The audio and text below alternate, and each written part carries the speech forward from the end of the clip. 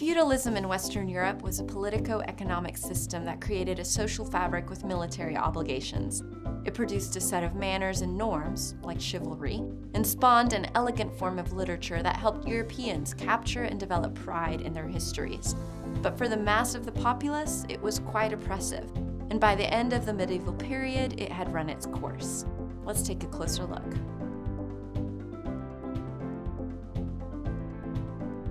Before roughly 400 AD, much of Western Europe was under the dominion of the Roman Empire.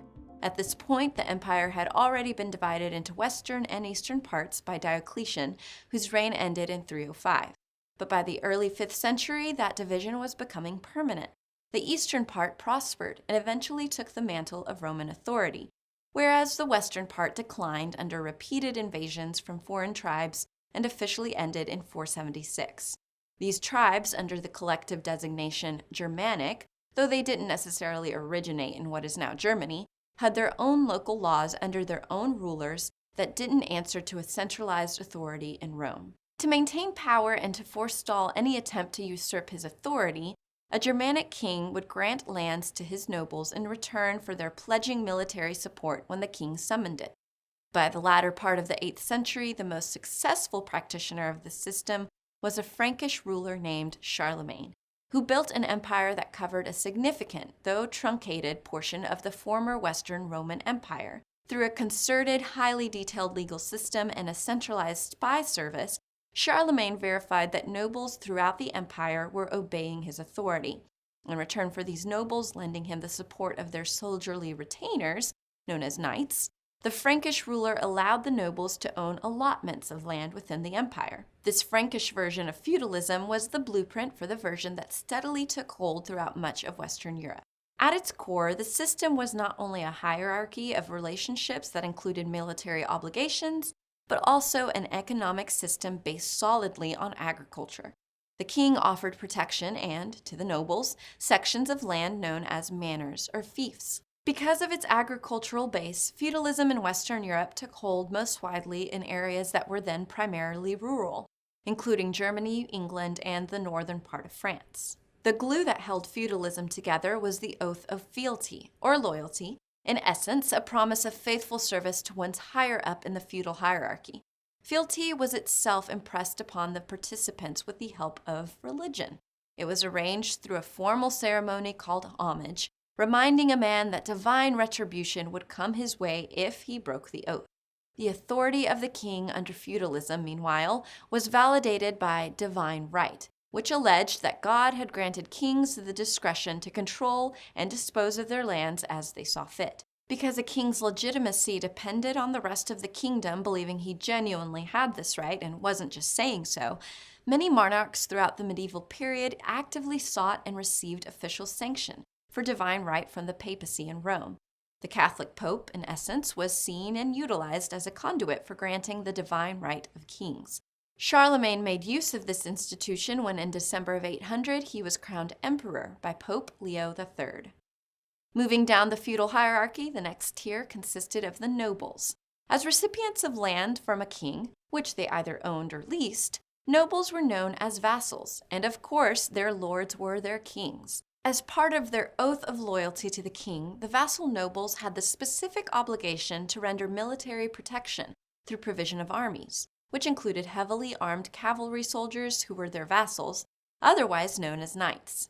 The nobles, in turn, were regarded as lords by the knights they ruled within their fiefdoms. Often, a noble would be required to provide a stipulated number of knights to the monarchy, proportioned to the size of that noble's fief. Nobles had a high level of autonomy in their territories, since they, and not the king, were often the highest-ranking individuals on location. These nobles utilized their rights to create codes of law, collect taxes, and circulate their own currencies.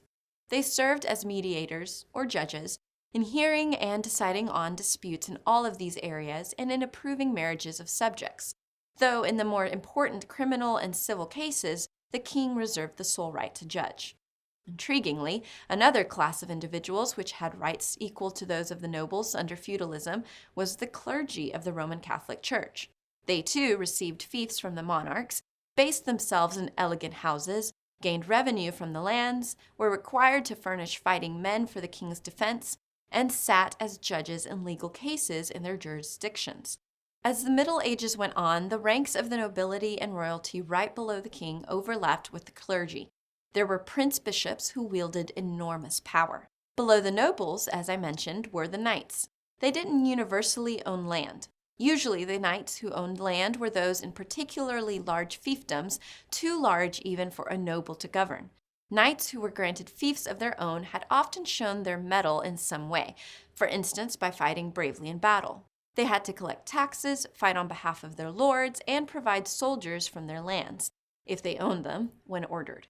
In cooperation with the nobles, the knights were also required to pay for their own equipment for battle, and to pay for the conscription of any additional soldiers demanded. Whether fighting directly for their lords or in combination with their lords for the king, knights had a mandatory period of military service of 40 days, which in certain circumstances could be increased to 90 days. Throughout the rest of the Middle Ages, there was real social mobility available to the knights in training, from the age of 7, known as pages, and from the age of 14 as squires, who could eventually become knights and gain patronage and wealth from their lords. The code of conduct regulating praiseworthy knightly behavior, known as chivalry, was flowering.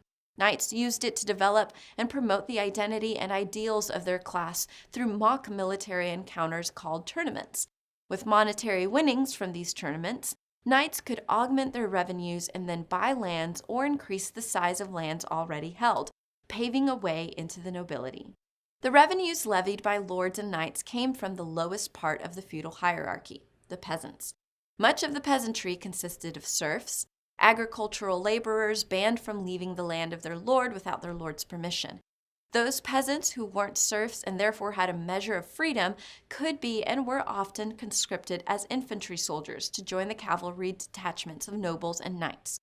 The economic existence of peasants consisted mainly of grueling farm work in the fields, where they were required to grow crops and herd livestock to provide the food of the realm. In return for being allowed to keep a portion of their produce and reside on the land they farmed, they paid their lord a tax, sometimes in cash or as various menial duties, but often in the form of the rest of their produce. This tax, in whatever form it was paid, was known as a rent, and from this period of history came that term and the term landlord, designating the feudal lord who received the rent. From the feudal era in Europe, we also get the terms tenancy and tenants, which were other words for fief and the peasants working the land of a fief. By the early 14th century, feudalism had become the norm in Germany, France, England, and much of Spain. That situation changed radically with the arrival of the bubonic plague, or Black Death. In the period from 1347 to 1351, up to half of the population of Europe was wiped out, decimating the ranks of lords and peasants alike. As a result, peasant tenants were working larger tracts of land, which had seen their laboring populations severely reduced. The lords, in turn, found that their demand for labor was increased, but with the labor pool reduced in size, they had to entice peasants more to work for them. And they did this by bringing in a wage system and a cash rent system that phased out the previous tenancy arrangements.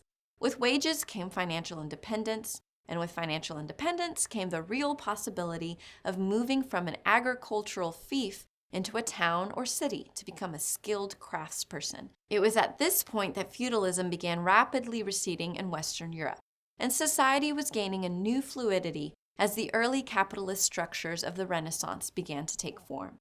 Okay, let's review before we go. The system of feudalism began to flourish in the late 8th century, with Charlemagne being the most prominent early practitioner of the system. The social hierarchy included monarchs, nobles, knights, and peasants and serfs. Each of these levels of hierarchy depended on each other, and once the bubonic plague wiped out a significant portion of the population, the system could not properly sustain itself anymore and eventually dissolved. Thanks for watching, and happy studying.